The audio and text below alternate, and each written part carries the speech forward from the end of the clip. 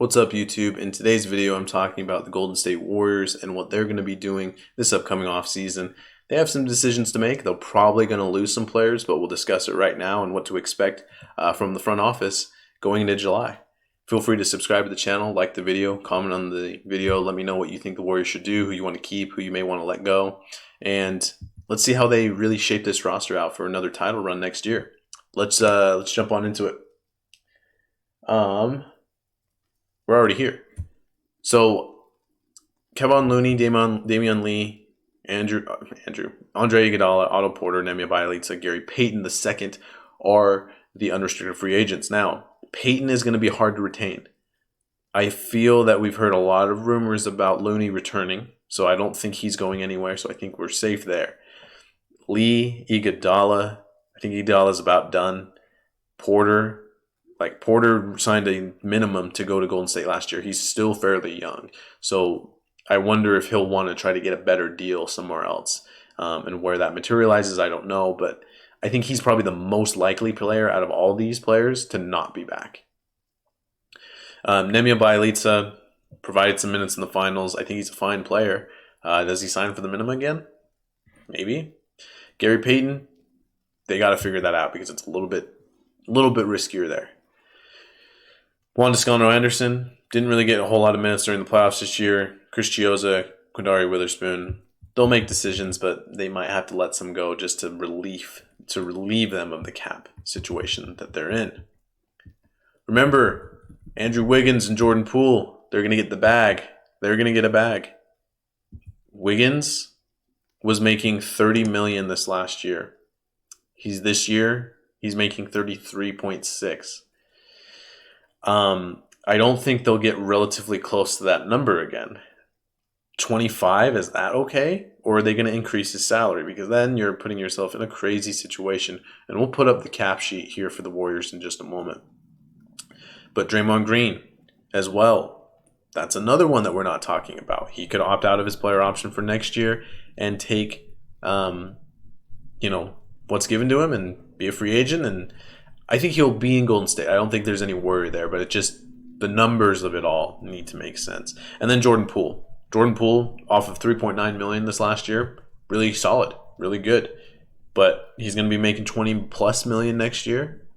How does that look with this team? So they have Curry, Thompson, Wiggins, Green, Wiseman, Kuminga, Looney, Moody, Poole. That is a very good team. And let's throw up their cap sheet. That's their team. Otto Porter kind of just fell into their laps with him being so fine just with taking the league minimum when he himself is pretty young. Pretty crazy. So what happens? What exactly happens here at this point for Golden State? I think they just buff out the roster. Hopefully Wiseman and Kuminga and Moody provide you something next year. And this is a real team.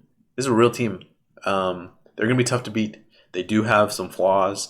I wonder if they'll address maybe like a backup center next year. Maybe that's Wiseman. Maybe it's not.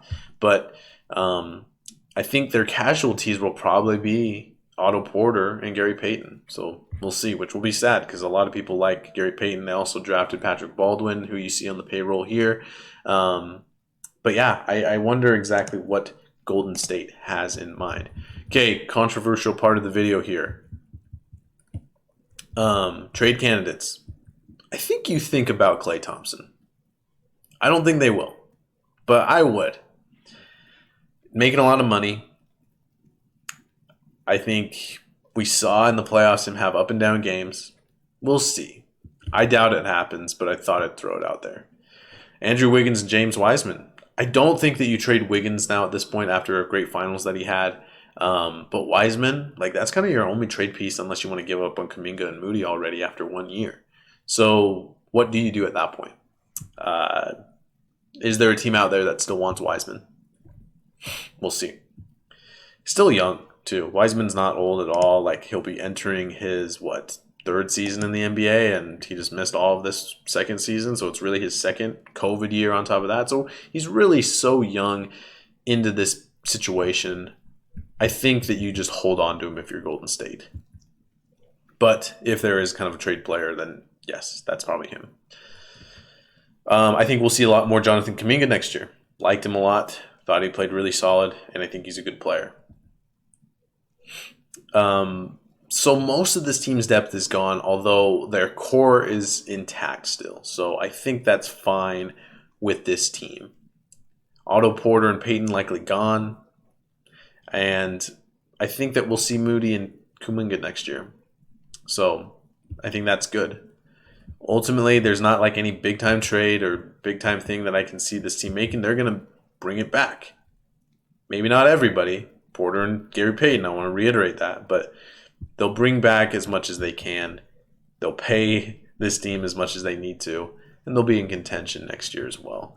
But what do you think? What do you think the Warriors should do? Do you think any controversial takes? Because I think just the real generic take here is that they're going to keep their team and move forward. Maybe lose a couple people, but pretty much be the same going into next year. But any trade ideas? Crazy, wild ones? James Wiseman? Let me know in the comment section. Feel free to like the video, subscribe to the channel, and check out the other 30 videos that we're doing for the NBA, along with other off-season and transactional videos that we're doing. And we'll see you in the next video.